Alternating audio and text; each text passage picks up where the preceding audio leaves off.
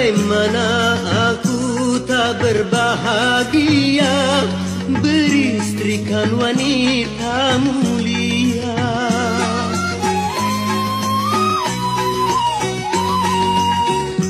Bagaimana aku tak merasa bangga beristrikan wanita jelita. Sungguh sukar dicari bandingnya. Seandainya telah engkau tiada, ku rasa tak mungkin ada gantinya. Kalau memang kita harus berpisah, selamanya aku akan menduga.